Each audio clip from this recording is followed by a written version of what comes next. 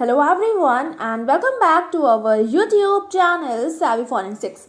So friends, आज के इस वीडियो में हम बात करने वाले हैं कुछ इंपॉर्टेंट पॉइंट्स के बारे में, बेसिकली जो आपके नेट के एग्जाम पॉइंट ऑफ व्यू से बहुत ज़्यादा इंपॉर्टेंट होने वाले हैं। तो जल्दी से स्टार्ट कर लेते हैं। और यहाँ पर सबसे पहले तो ये तो आपका एक चार्ट है, बट इससे पहले कुछ और इम्पॉर्टेंट चीज़ें हैं जिनके बारे में हमें बात करनी है। तो सबसे पहले अगर हम बात करें साइन ऑफ डेथ की, तो जो साइन ऑफ डेथ होता है इसको हम तीन तरह से क्लासिफाई करते हैं। ठीक है, पहला तो इसमें आ जाता है आपका इमीडिएट चेंजेस, सेकेंड है आपका इसमें अर्ली चेंजेस, और लास्ट वन है इसका थर्ड पार्ट है जिसको हम कहते हैं वो है आपका लेट चेंजेस। ठीक है, तो यहाँ पर अगर हम बात करें इमीडिएट चेंजेस की, तो इमीडिएट चेंजेस में आपके तीन तरह के चेंजेस आते हैं, जिसमें से पहला है आपका सर्कुलेशन, सेकेंड है आपका रेस्पिरेशन, एंड थर्ड है आपका इनसेंसिबिलिटी, मतलब कि कुछ भी सेंस करने की जो एबिलिटी होती है उसका ख़त्म हो जाना।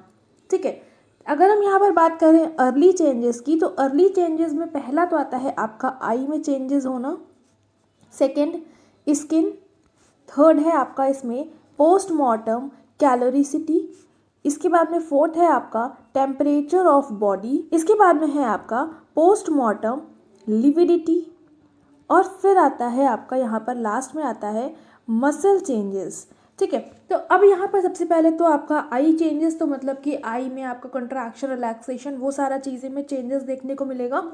सेकेंड स्किन हो गया। यहाँ पर अगर हम बात करें पोस्टमार्टम कैलोरिसिटी क्या होता है, तो ये एक तरह का इंक्रीज इन टेम्परेचर होता है आफ्टर डेथ, मतलब डेथ के बाद में आपकी बॉडी का, डेड बॉडी का टेम्परेचर का अचानक से इंक्रीज होना, एंड देन कुछ टाइम के बाद में उसका वापस से धीरे धीरे करके ठंडा हो जाना।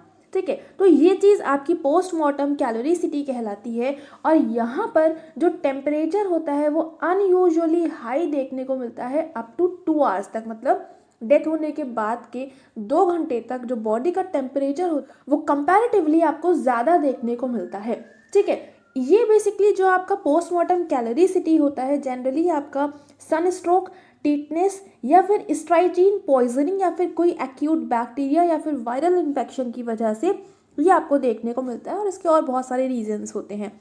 टेम्परेचर ऑफ बॉडी वही चीज़ हो गई कि आपके जो बॉडी का टेम्परेचर है वो चेंज होना। ठीक है, उसके बाद में नेक्स्ट है आपका पोस्टमार्टम लिविडिटी। तो पोस्टमार्टम लिविडिटी का मतलब होता है कि जो आपकी बॉडी है, मान लीजिए ये एक बॉडी है और इसकी जो डेथ हुई है वो बेड पर किसी ने, इनका जो नेक था यानी कि एस्फिक्सिया की वजह से इनकी डेथ हुई है।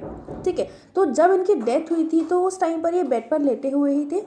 तो अब यहाँ पर जितना भी बॉडी का आपका ब्लड रहता है वो सारा का सारा आपका डेथ के बाद में उस सरफेस तक जाने लगता है जिस सरफेस पर आपका बॉडी का कांटेक्ट होता है। ठीक है, तो उसकी वजह से आपके ब्लड में आपका जो आपकी बॉडी रहती है उसमें कलर चेंज होने लगता है।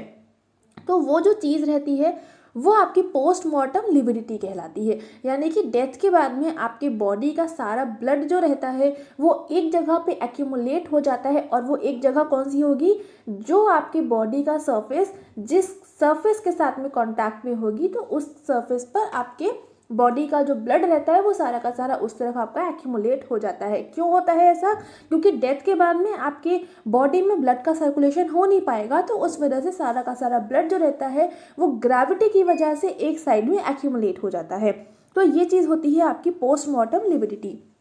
इससे पहले मैंने एक वीडियो अपलोड किया था प्रीवियस ईयर क्वेश्चन वाला, वहाँ पर मैंने आपको काफ़ी सारे बताए थे ब्लड का डिस्कलरेशन के रीजंस क्या क्या हो सकते हैं। अगर डेथ इसकी वजह से हुई है तो उस कंडीशन में बॉडी का जो कलर का चेंज होगा वो कौन सा कलर शो करेगा। तो वो जो चीज़ थी वो आपका एक तरह से मैंने पोस्टमार्टम लिविडिटी की कंडीशंस ही बताई थी कि अगर आपके बॉडी में अगर डेथ किसी इंडिविजुअल की अलग अलग वजह से हुई है तो उस कंडीशन में पोस्टमार्टम लिविडिटी के टाइम पर जो आपको ब्लड का जो कलर देखने को मिलेगा, जो आपको बॉडी में डिस्कलरेशन आपको देखने को मिलेगा वो क्या होगा, तो वो यही चीज़ थी। ठीक है, उसके बाद में मसल चेंजेस का मतलब है रिजिडिटी। जो आपकी मसल्स रहती हैं उनमें कंट्रैक्शन और रिलैक्सेशन होता है, तो वो आपका मसल चेंजेस कहलाता है, जिसको हम रिगर मॉर्टिस भी कहते हैं। ये हो गया आपका अर्ली चेंजेस। इसके बाद में अगर हम बात करें लेट चेंजेस की, तो लेट चेंजेस में आपका पहला तो होता है प्यूट्रिफिकेशन के बाद में होता है आपका ममीफिकेशन, ममीफिकेशन के बाद में आ जाता है आपका एडिपोसियल या फिर सेपोनिफिकेशन, और इसके बाद में लास्ट में आ जाता है आपका स्केलेटनाइजेशन। तो अब यहाँ पर प्यूट्रिफिकेशन यानी कि जो आपकी बॉडी होती है उसमें लिक्विफिकेशन स्टार्ट होता है, जितने भी टिश्यूज होते हैं वो सारे के सारे आपके लिक्विड में कन्वर्ट होने लगते हैं। तो ये होता है आपका प्यूट्रिफिकेशन। अब यहाँ पर नेक्स्ट हम बात करें ममीफिकेशन की। तो ममीफिकेशन बेसिकली जो आपने इजिप्ट वगैरह में जो ममीज बनाई जाती हैं वो वाला ममीफिकेशन होता है। यहाँ पर बेसिकली जो ह्यूमन बॉडी रहती है उस पर कुछ ऐसा एक सब्सटेंस लगाया जाता है जिसकी वजह से जो बॉडी रहती है, जो स्किन रहती है, वो डिकम्पोज नहीं होती है।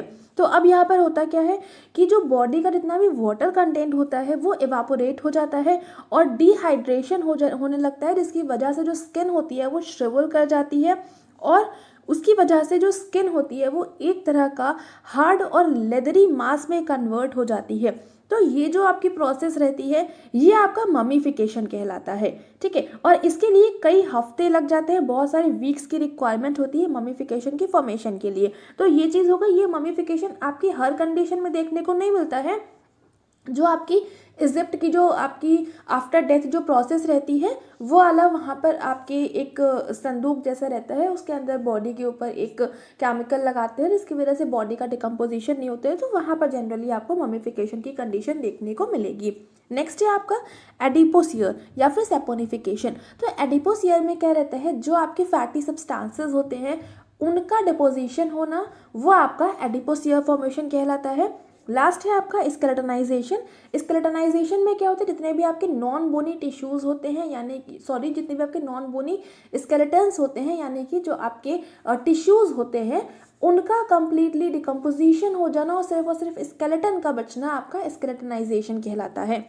अब इसके बाद में एक टर्म और आता है जो कि आपका मैसरेशन कहलाता है। ये मैसरेशन आपका क्या रहता है, ये भी एक तरह का आपका लेट चेंजेस ही कह सकते हैं। बेसिकली ये आपका नॉर्मल डेड बॉडी में नहीं देखने को मिलता है। मैसरेशन आपका जब किसी भी फीटस की डेथ अगर यूट्रस के अंदर हो जाती है और वो डेथ आपका नेचुरल होती है, तो अब उस कंडीशन में क्या होगा कि वहाँ पर कोई भी आपका जो इन्वायरमेंटल फैक्टर्स होते हैं वो तो होंगे नहीं। तो अब वहाँ पर जो डेथ होगी वो आपकी डेथ होने के बाद भी उसमें कोई भी तरह का प्यूट्रिफिकेशन नहीं होगा। और प्यूट्रिफिकेशन ना होने की एक वजह और होती है कि जो फीटस है, डेड फीटस है, वो अभी भी यूट्रस के अंदर ही है जहाँ पर आपका एमनियोटिक फ्लूइड अवेलेबल होता है जो कि एक स्टेराइल मीडियम होता है।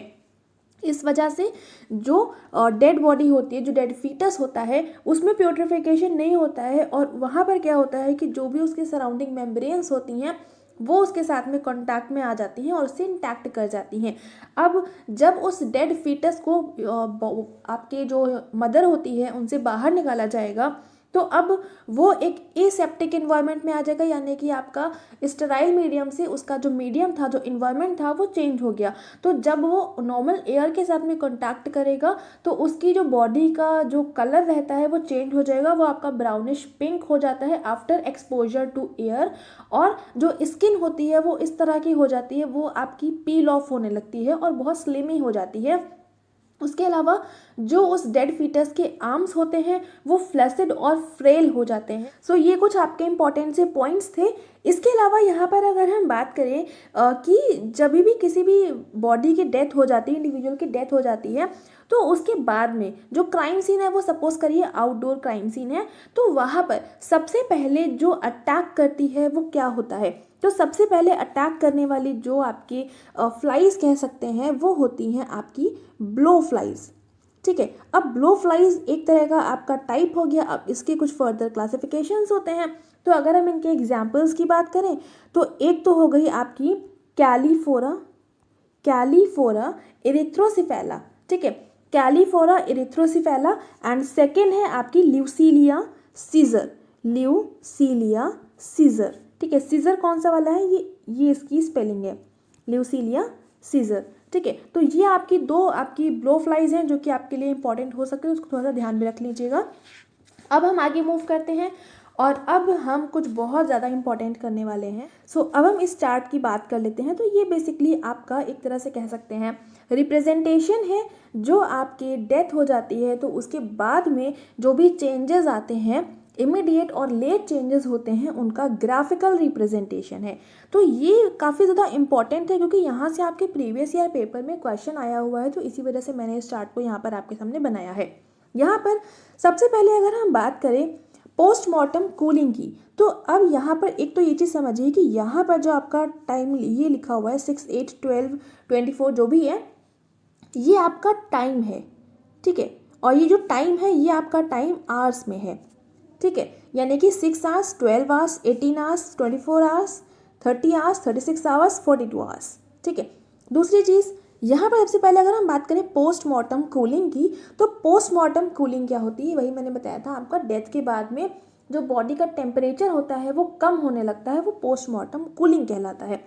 अब यहाँ पर चार्ट से आपको क्या समझना है, चार्ट से आपको ये समझना है कि आफ्टर डेथ जो बॉडी में टेम्परेचर में चेंज आता है, तो जो कूलिंग रहती है वो डेथ के 6 आवर्स तक होने लगता है, यानी कि 6 to 12 आवर्स के बीच तक रहती है। फिर आपका वो कूलिंग कम होने लगती है और वो 18 आवर्स तक होता है, एंड देन आपका 48 आवर्स तक बिल्कुल भी कूलिंग ख़त्म हो जाती है, ठीक है। अब यहाँ पर अगर हम ये जो आपका ग्राफ बनता है इसकी बात करें किस तरह का कर्व बन रहा है, तो पोस्टमार्टम कूलिंग का जो कर्व रहता है वो कर्व होता है आपका सिग्मॉइड कर्व, ठीक है। तो ये भी इंपॉर्टेंट है और बेसिकली यही क्वेश्चन आपके एग्जाम में आया था कि पोस्टमार्टम कूलिंग में जो कर्व बनता है वो किस तरह का कर्व बनता है, तो ये आपका सिग्मॉइड कर्व बनता है, ठीक है। नेक्स्ट हम बात करें रिगर मॉर्टिस की, तो रिगर मॉर्टिस में क्या होता है, इसमें रूल ऑफ 12 लगता है, ठीक है। अब ये रूल ऑफ 12 क्या है, रूल ऑफ 12 का मतलब होता है कि फर्स्ट 12 आवर्स तक इसमें टेम्परेचर जो आपका जो आपकी रिजिडिटी होती है, यानी कि जो मसल्स में कंट्रैक्शन होता है वो होना स्टार्ट होता है, 12 आवर्स तक फिक्स रहता है, यानी कि 12 आवर्स तक, पहले 12 आवर्स तक रिजिडिटी स्टार्ट होगी, यानी कि पहले 12 घंटे में रिजिडिटी आपका बनने स्टार्ट होगी, अगले 12 घंटे तक जो रिजिडिटी बन चुकी होगी वो बनी रहेगी, और अगले 12 घंटे तक आपकी जो रिजिडिटी होती है वो धीरे धीरे ख़त्म होना स्टार्ट होती है। तो यहाँ पर पहले first 12 hours, next 12 hours and third 12 hours, तो इसी वजह से यहाँ पर 12 आवर्स में चेंजेस आ रहे हैं मसल्स में, तो इसी वजह से इसको हम कहते हैं रूल ऑफ 12। नेक्स्ट हम बात करें यहाँ पे एक चीज़ और है कि जो आपका रिगर मॉर्टिस होता है इसको हम पोस्टमार्टम रिजिडिटी भी कहते हैं, ठीक है। तो ये भी एक पॉइंट हो गया। इसके बाद में नेक्स्ट हम बात करें पोस्टमार्टम लिविडिटी की, तो लिविडिटी जो रहती है आपकी फर्स्ट 12 आवर्स तक बनना स्टार्ट होती है, उसके बाद में आपका 12 आवर्स तक लेकर के 42 आवर्स तक एज इट इज़ रहती है, और 42 आवर्स के बाद में आपका ये धीरे धीरे ख़त्म होना स्टार्ट हो जाती है, ठीक है। तो ये भी आपका कर्व एक पोस्टमार्टम लिविडिटी का हो गया। अब यहाँ पर एक चीज़ और है कि पोस्टमार्टम लिविडिटी के और क्या क्या नाम होते हैं, तो इसके बहुत सारे नाम होते हैं। पहला नाम पोस्टमार्टम सगिलेशन, दूसरा नाम लिवर मॉर्टिस, ये सारे नाम आपके एग्जाम पॉइंट ऑफ व्यू से इंपॉर्टेंट हो सकते हैं, तो उसको थोड़ा सा ध्यान में रखेंगे। नेक्स्ट है पोस्टमार्टम विबाइसिस, और इसके बाद में अगला हो जाता है आपका पोस्टमार्टम हाइपोस्टेसिस, ठीक है। तो ये सारे कुछ आपके पोस्टमार्टम लिविडिटी के नाम हैं। क्या क्या हैं, postmortem suggillation, postmortem lividity, livor mortis, postmortem vibices and postmortem hypostasis, ठीक है। तो ये सारे नाम हैं, इनको बहुत अच्छे से ध्यान में रख लीजिएगा।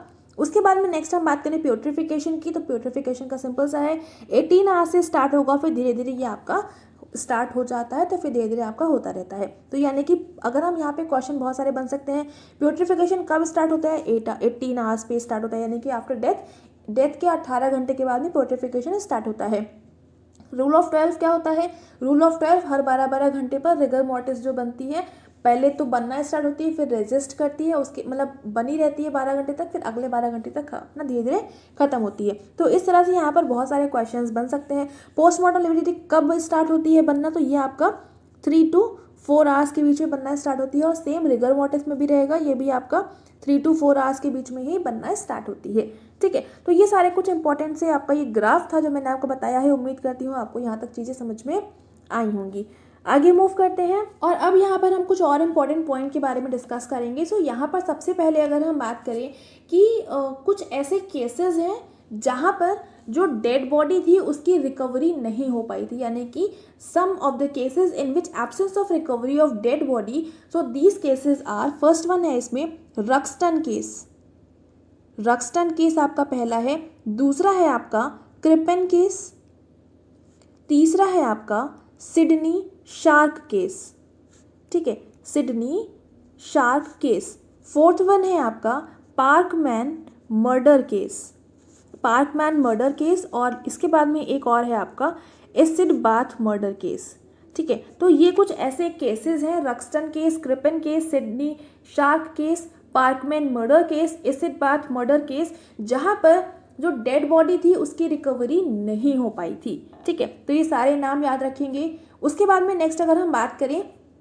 तो जो आपका एक टर्म है न्यूक्लियर सेक्सिंग, तो ये काफ़ी इंपॉर्टेंट हो जाता है क्योंकि यहाँ से आपके प्रीवियस ईयर क्वेश्चन पेपर में क्वेश्चन आया था। ये क्या होता है? न्यूक्लियर सेक्सिंग का मतलब होता है कि किसी भी फीटस का सेक्स का डिटर्मिनेशन करना, जेंडर का डिटर्मिनेशन करना, वो आपका न्यूक्लियर सेक्सिंग कहलाता है। यहाँ पर बेसिकली क्या किया जाता है, जो आपकी बार बॉडीज़ होती हैं उन बार बॉडीज़ का यूज़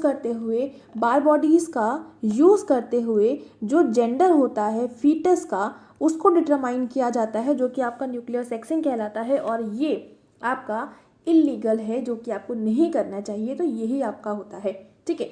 अब यहाँ पर एक चीज़ और है, जो वाई क्रोमोसोम है उसको स्टेन करने के लिए हम कौन सा स्टेन का यूज़ करते हैं? तो वाई क्रोमोसोम को स्टेन करने के लिए हम जिस आपके स्टेन का यूज़ करते हैं उसका नाम होता है क्विनेक्रीन, ठीक है। क्विनेक्रीन आपका स्टेन रहता है जिसका यूज़ करते हुए हम वाई क्रोमोसोम को स्टेन कर सकते हैं, ठीक है। आगे मूव करते हैं। यहाँ पर आपके कुछ हम जो आपके सिंड्रोम्स होते हैं उसकी बात करें तो टर्नर सिंड्रोम एक होता है, टर्नर सिंड्रोम। यहाँ पर जो आपका क्रोमोसोम्स होते हैं वो होते हैं आपका XO। क्लाइनीफिल्टर सिंड्रोम होता है, तो इसमें जो रहता है आपका ये रहता है XX एंड Y।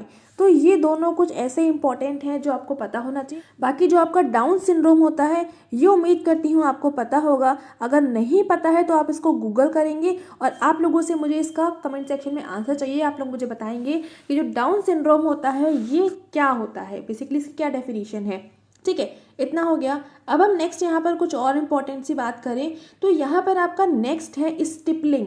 स्टिपलिंग क्या होता है? जब किसी भी फायर आर्म से फायरिंग करी जाती है तो फायरिंग करने के टाइम पे जो बुलेट निकलती है तो बुलेट अपने साथ साथ कुछ बहुत सारी जो पार्टिकल्स होते हैं प्रोपिलेंट के, unburned, burned, semi burned particles होते हैं, तो वो सारे के सारे आपकी बुलेट के साथ में ट्रैवल करते हैं। और जब ये बुलेट किसी भी टारगेट को हिट करती है तो जब बुलेट तो इंटर कर जाती है लेकिन जो आपके पीछे के पार्टिकल्स होते हैं बुलेट के साथ में, सेमी बर्न्ड, अनबर्न्ड जो भी पार्टिकल्स होते हैं, वो आपकी जो टारगेट सरफेस होती है उसकी सराउंडिंग में एक तरह से टैटू का फॉर्मेशन कर देते हैं, वो आपके स्टिक कर जाते हैं, तो वो आपका टैटूइंग कहलाता है। और वो टैटूइंग को ही हम स्टिपलिंग भी कहते हैं, ठीक है। तो ये भी काफ़ी इंपॉर्टेंट हो जाता है। टैटूइंग की जगह पर स्टिपलिंग नाम से पूछ लेंगे तो हो सकता है आपको ना पता चल पाए, लेकिन ये चीज़ आपको ध्यान रखनी है। तो नेक्स्ट यहाँ पर अगर हम बात करें इन्फेंटिसाइड की, तो इन्फेंटिसाइड क्या होता है? इन्फेंट्स मतलब जो फीटस होता है वो जो है इंट्रा यूटेराइन लाइफ अपनी 210 डेज तक की कवर कर लेता है, यानी कि फीटस जो है वो यूट्रस के अंदर 210 डेज कंप्लीट कर चुका है तो वो आपका इन्फेंटिसाइड मतलब इन्फेंट कहलाता है। और उसकी अगर डेथ कर दी जाती है फीटस के अंदर तो वो आपका इन्फेंटिसाइड कहलाता है, क्योंकि साइड का मतलब होता है टू किल, किसी को किल करना, और इन्फेंटिसाइड यानी कि इन्फेंट को किल करना, तो ये चीज़ हो गई। अब ये चीज़ आपकी कई बार 180 डेज भी रहता है, ये कुछ एक्सेप्शनल केसेस होते हैं, ठीक है। उसके बाद में नेक्स्ट है आपका जो पोर्स होते हैं। पोर्स क्या होते हैं? जो आपके फिंगरप्रिंट्स होते हैं। फिंगरप्रिंट्स में क्या रहता है? आपके जो फिंगरप्रिंट्स में जो आपकी रिजेस होती हैं, तो उन रिजेस में जो पतली पतली सी रिजेस होती हैं उसमें बहुत पतले पतले से आपके पोर्स देखने को मिलते हैं, बहुत छोटे छोटे छेद देखने को मिलते हैं, छिद्र होते हैं, उनको हम बोलते हैं पोर्स। और जब उनकी स्टडी करी जाती है तो उनकी जो स्टडी होती है वो कहलाती है पोरोस्कोपी, ठीक है। वो आपकी पोरोस्कोपी कहलाती है। अब यहाँ पर जो पोर्स होते हैं वो पर mm कितने होते हैं, 9 to 13 पोर्स अवेलेबल होते हैं हर एक mm, अगर डिस्टेंस मेज़र करी जाए तो पर mm 9 to 13 पोर्स आपको देखने को मिलेंगे। अब यहाँ पर एक बहुत इंपॉर्टेंट पॉइंट है कि जो फिंगरप्रिंट्स होते हैं वो फिंगरप्रिंट्स आपके सिर्फ एपिडर्मिस पर ही अवेलेबल होते हैं या फिर डर्मिस तक अवेलेबल होते हैं।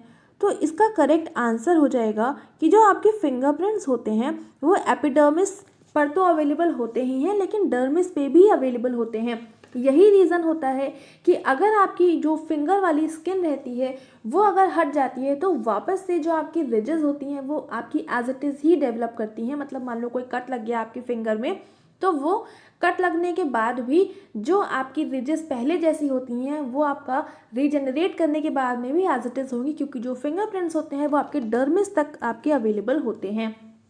दूसरी चीज़ कि क्या फिंगरप्रिंट्स किसी भी प्यूट्रीफाइड बॉडी से हम रिकवर कर सकते हैं, तो हाँ बिल्कुल कर सकते हैं, क्योंकि अगर जो प्यूट्रिफिकेशन है वो बहुत ज़्यादा नहीं हुआ है, मतलब आपकी स्किन के कुछ टिश्यूज़ अवेलेबल हैं, यानी कि कुछ क्या थोड़े बहुत अवेलेबल हैं अच्छे अमाउंट में, तो उस कंडीशन में हम आपकी उस बॉडी का फिंगरप्रिंट्स को कलेक्ट कर सकते हैं। कैसे कर सकते हैं, तो उसके लिए सबसे पहले जो आपकी स्किन होती है उसको आपको पील ऑफ करना पड़ेगा ताकि आप उसको हार्डन कर पाओ, उसको हार्ड कर पाओ। और हार्ड करने के लिए आपको यूज़ करना पड़ेगा फॉर्मेलिन सॉल्यूशन। ठीक है, फॉर्मेलिन सॉल्यूशन से आपको वो जो स्किन होगी उसको आपको हार्ड करना पड़ेगा। उसके बाद में उनको आपको ड्राई करना है। ड्राई करने के बाद में आपको सोक कराना होगा उनको एल्केलाइन सॉल्यूशन में, ताकि वो आपके जो फिंगर्स रहती हैं वो आपका नॉर्मल आ पाएँ। ठीक है, तो ये आपका प्रोसेस रहता है किसी भी प्यूट्रिफाइड बॉडी से फिंगरप्रिंट्स को कलेक्ट करने का। तो ये भी काफ़ी इंपॉर्टेंट हो जाता है आपके नेट के एग्जाम पॉइंट ऑफ व्यू से, इसको भी ध्यान रखेंगे। अब नेक्स्ट हम आगे एक कुछ और पॉइंट्स को डिस्कस कर लेते हैं, जिसमें से आपका एक है बॉयड्स मेथड। अब ये बॉयड्स मेथड क्या होता है, ये जो मेथड रहता है आपका बेसिकली जो इंक्रीमेंटल लाइंस होती हैं उनकी हेल्प से किसी भी इंडिविजुअल की एज का एक्यूरेट एस्टिमेशन करना आपका बॉयड्स मेथड में बताया गया है। इंक्रीमेंटल लाइंस होती हैं उनकी थ्रू एज का एस्टिमेशन करना आपका बॉयड्स मेथड में बताया गया है। अब यहाँ पर आपके माइंड में एक क्वेश्चन आ रहा होगा कि जो इंक्रीमेंटल लाइंस होती हैं वो होती क्या हैं। तो जो इंक्रीमेंटल लाइंस होती हैं इनको हम एक तरह से ग्रोथ लाइंस बोल सकते हैं। ग्रोथ लाइंस क्यों बोल सकते हैं, क्योंकि जो इनेमल होता है तो इनेमल की जैसे जैसे ग्रोथ होती है तो उसकी वजह से आपके टीथ के ऊपर जो इनेमल अवेलेबल होता है उसमें कुछ क्रॉस स्ट्रिएशंस आपको देखने को मिलेंगे। तो वो जो क्रॉस स्ट्रिएशंस आपकी इनेमल की ग्रोथ की वजह से बनते हैं तो उन्हीं को हम इंक्रीमेंटल लाइंस कहते हैं। और उसी का यूज़ करते हुए, उसी का एग्जामिनेशन करते हुए आप किसी भी इंडिविजुअल की एज का एक्यूरेट एस्टिमेशन कर सकते हैं। ठीक है, इतना हो गया। अब यहाँ पर एक एक्सेप्शन भी होता है वेल मार्क्ड लाइन का, जिसको हम बोलते हैं नियोनेटल लाइन, जो कि आपकी बर्थ के टाइम पर फॉर्म होती है। तो अगर आपसे क्वेश्चन बनेगा कि नियोनेटल लाइन कब फॉर्म होती है, तो नियोनेटल लाइन जो होती है, नियोनेटल लाइन जो होती है ये आपकी बाय बर्थ यानी कि बर्थ के टाइम पर आपकी फॉर्म होती है, at birth. Neonatal line form at birth. ये हो गया, ये तो हो गया आपका बॉयड्स मेथड। नेक्स्ट अगर हम बात करें आपके गुस्ताफसन्स मेथड की, जो कि बहुत ज़्यादा इंपॉर्टेंट है, आपके प्रीवियस ईयर पेपर में एक बार नहीं, दो बार नहीं, कई बार देखने को मिला है गुस्ताफसन मेथड। ये क्या होता है, ये भी आपका एज एस्टिमेशन के लिए यूज़ करा जाता है थ्रू जो भी आपके टीथ्स होते हैं उनका यूज़ करते हुए। और एज एस्टिमेशन आपका 25 to 60 ईयर्स तक का एज का एस्टिमेशन आप इस मेथड का यूज़ करते हुए कर सकते हैं। यहाँ पर होता क्या है, ये जो आपका बेसिकली जो माइक्रोस्कोपिक एग्जामिनेशन होता है किसी भी लॉन्गिट्यूडिनल सेक्शन का, किसी भी इंडिविजुअल का जो सेंट्रल पार्ट होता है टूथ का, उसका आपका लॉन्गिट्यूडिनल सेक्शन का माइक्रोस्कोपिक एग्जामिनेशन किया जाता है, ताकि जितने भी चेंजेस हो रहे हैं टीथ में, जो भी वियर एंड टियर हो रहा है एज की बढ़ते बढ़ते, तो उसका एग्जामिनेशन करते हैं हम, ताकि हम जितने भी एज है किसी भी इंडिविजुअल की उसको फाइंड आउट कर पाएँ। तो ये जो चेंजेस होते हैं वो कौन कौन से टाइप के होते हैं, ये आपके बेसिकली 6 टाइप्स के होते हैं। अब ये 6 टाइप्स कौन से हैं? पहला हो गया आपका एटरीशन और ग्रेजुअल वियरिंग, ठीक है, एटरीशन और ग्रेजुअल। सेकेंड है आपका पेरीओडोंटोसिस। ये क्या होता है?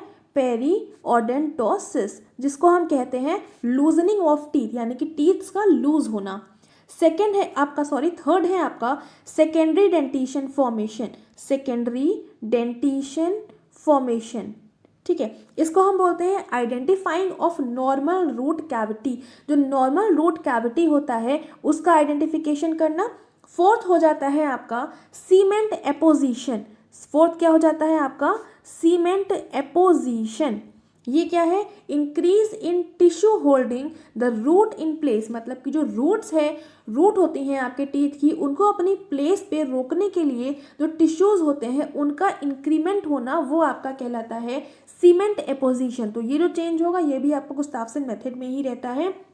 इसके बाद में फिफ्थ पॉइंट है आपका रूट रिस्पोरेशन, रूट रिजॉर्प्शन होगा, ये होगा आपका रूट रिजॉर्प्शन, ठीक है। और सिक्स्थ पॉइंट है आपका रूट ट्रांसपेरेंसी।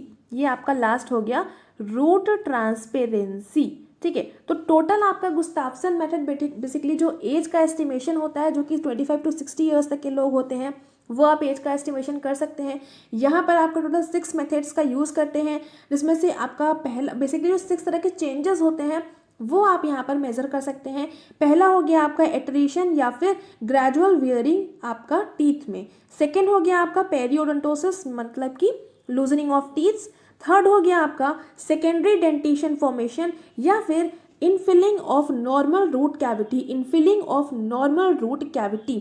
फोर्थ हो गया आपका सीमेंट एपोजिशन या फिर increase in tissue holding the root in place. Fifth हो गया आपका root resorption and sixth point हो गया आपका रूट ट्रांसपेरेंसी। अब यहाँ पर ये जो आपकी एज मैंने बताई ये इंपॉर्टेंट है, और ये जो 6 पॉइंट्स मैंने यहाँ पर बताए हैं ये सारे बहुत इंपॉर्टेंट हैं। तो इन सारे पॉइंट्स को बहुत अच्छे से ध्यान में रख लीजिएगा, आपके एग्जाम में क्वेश्चन बन सकता है, क्योंकि कई बार आपका गुस्ताफ्सन मेथड पर बेस्ड पिछली बार बहुत बार आपके यहाँ से क्वेश्चंस आए हुए हैं, ठीक है। तो ये सारे कुछ इंपॉर्टेंट से पॉइंट्स से उम्मीद करती हूँ आपको समझ में आए होंगे। बहुत सारे हमने यहाँ पर इंपॉर्टेंट पॉइंट्स को डिस्कस किया है, जहाँ से आपके काफ़ी सारे क्वेश्चंस भी बन सकते हैं आपके नेट के एग्जाम में। तो यहाँ तक जितने भी पॉइंट्स मैंने बताए हैं बहुत अच्छे से इनको ध्यान में रख लीजिएगा और बहुत अच्छे से अपने पेपर को करके आइएगा। All the best to all of you. बहुत अच्छा आपका पेपर होगा, बिल्कुल भी टेंशन मत लीजिएगा। बहुत अच्छे से बिल्कुल काम माइंड के साथ में अपने सेंटर पर जाइएगा और किसी से भी कुछ भी डिस्कस करने की ज़रूरत नहीं है, बिकॉज उससे सिर्फ और सिर्फ आपको टेंशन होगी कि मुझे ये भी नहीं आता, मुझे वो भी नहीं आता। क्योंकि जब कोई भी अचानक से आपसे क्वेश्चन कर देता है तो कई बार आप लोग आंसर नहीं कर पाते हैं, तो उसकी वजह से आपका एग्जाम में बहुत इम्पैक्ट पड़ता है। फिर आपके माइंड में वही सारी चीज़ें घूमती रहती हैं, आप आता हुआ भी सही क्वेश्चन को गलत करके चले आते हैं, ठीक है। तो बिल्कुल भी ये चीज़ मत करिएगा, बहुत अच्छे से बहुत आराम से पेपर करके आएगा। बहुत अच्छा आप सभी का पेपर होगा। All the best once again and thank you so much यहाँ हमारे साथ जुड़ने के लिए। वीडियो पसंद आ रहा है लाइक ज़रूर से कर देंगे, अपने फ्रेंड्स के साथ में शेयर करिएगा ताकि सभी तक क्वालिटी कंटेंट पहुंच सके, सभी लोग अपनी नेट की प्रिपरेशन को बहुत अच्छे से एक बार ब्रश अप कर सकें। चैनल पर नए हैं तो चैनल को सब्सक्राइब कर लेंगे and thank you so much for joining me here.